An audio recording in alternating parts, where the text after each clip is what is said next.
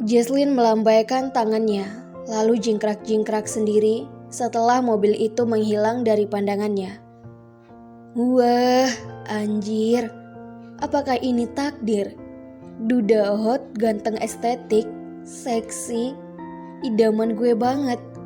Kak Agatha, Mami, Papi, Jesslyn sekarang sudah punya calon suami plus anak.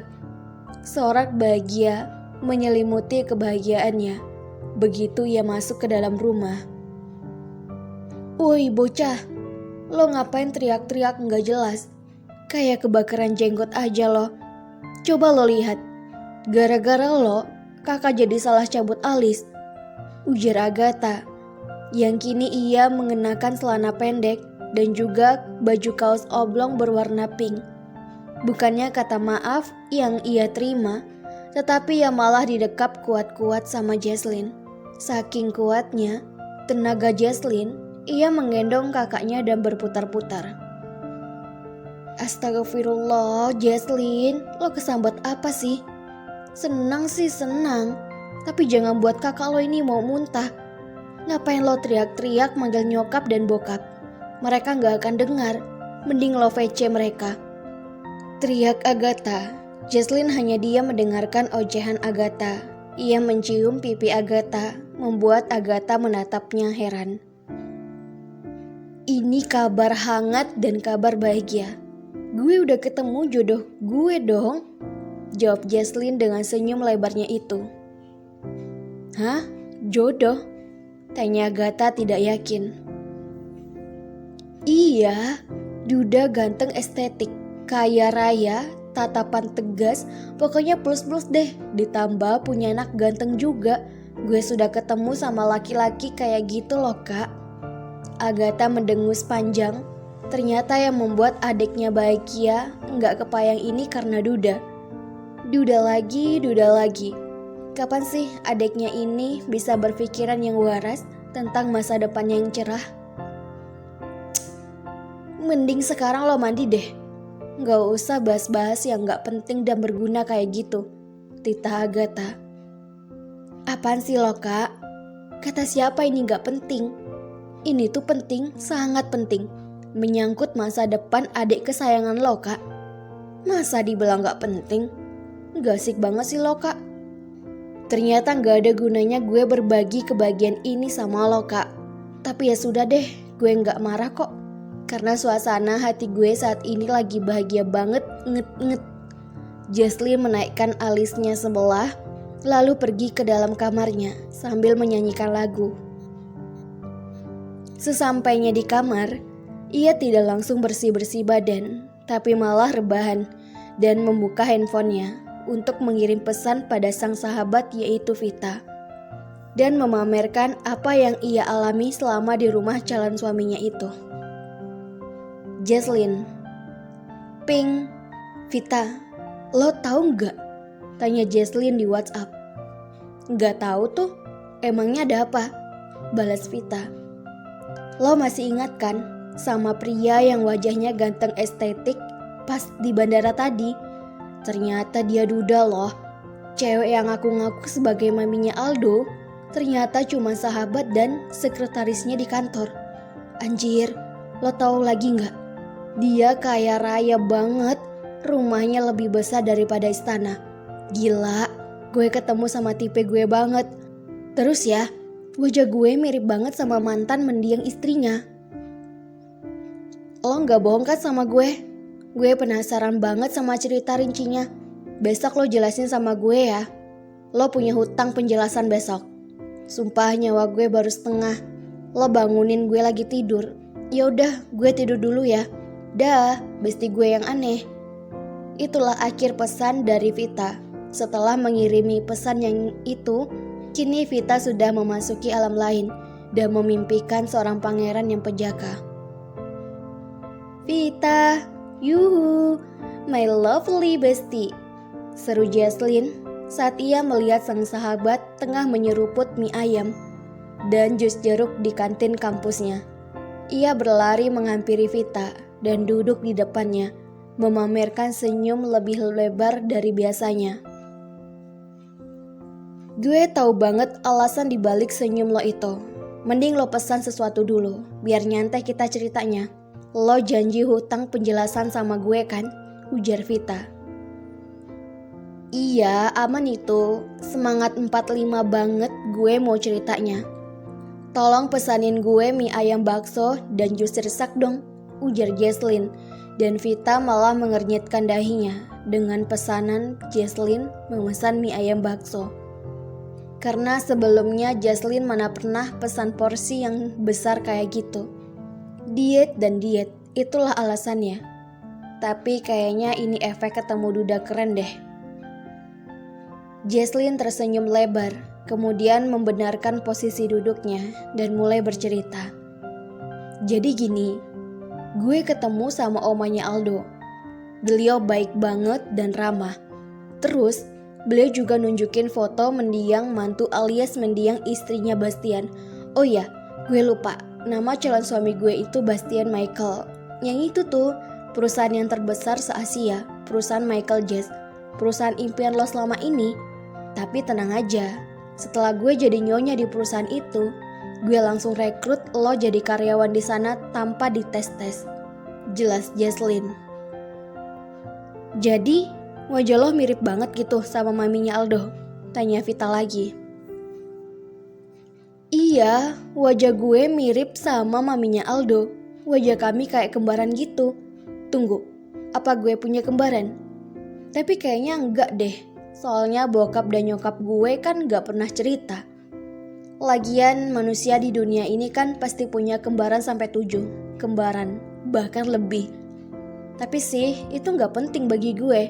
Yang terpenting gue sudah menemukan masa depan cerah gue. Tapi ya, Aldo aja sampai kayak gitu kemarin ekspresinya. Tapi kok dia biasa aja ya pas natap lo? Malah kayak yang gak sudi, ujar Vita bingung. Gue sih gak tahu. Mungkin dia jaga wibawa dan gak mau terlihat lemah di hadapan gue dan lo, Fit, jawab Jesslyn. Oma, mami mana? Tanya Aldo. Iya sayang, mami lagi belanja, bentar lagi pulang kok, jawab Nici berbohong.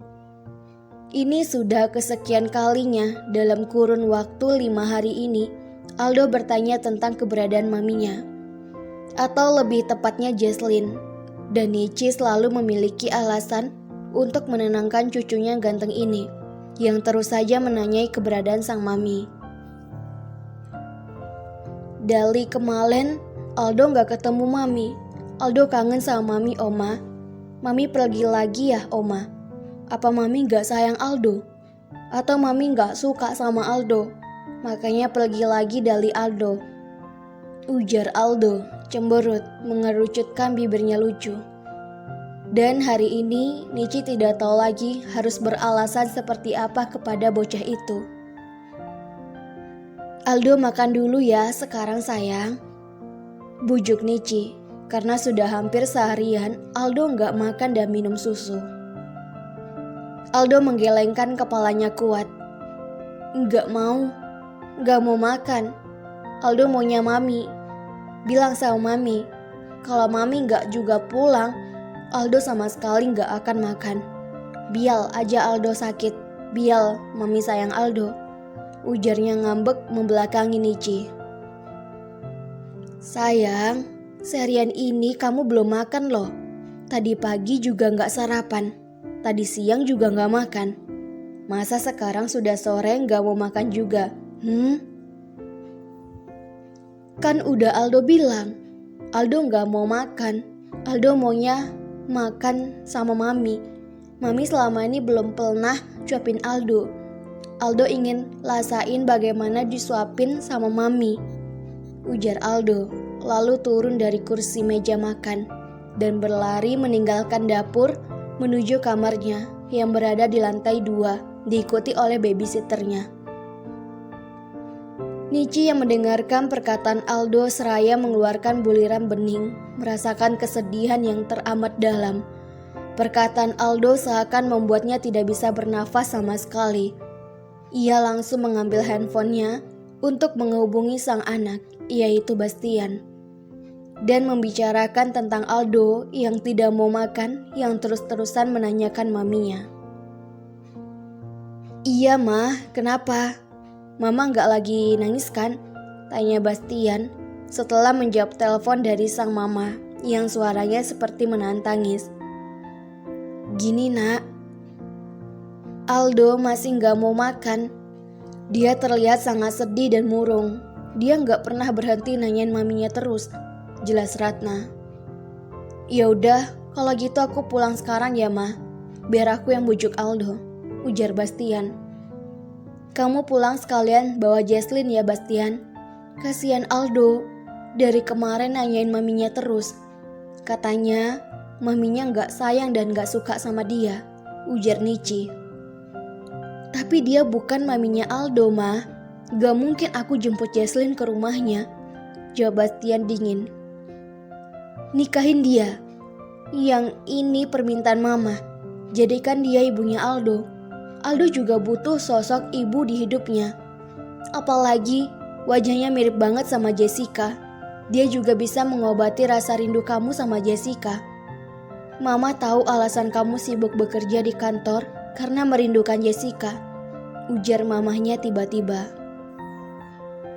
Bastian yang mendengarkan itu menghela nafasnya panjang, lalu mengusap wajahnya. "Kita bicarakan ini nanti, aku pulang sekarang. Jangan lupa bawa Jesslyn juga Bastian. Kita bicarakan masalah ini bersama dia," ujar Nici yang terus meminta Jesslyn.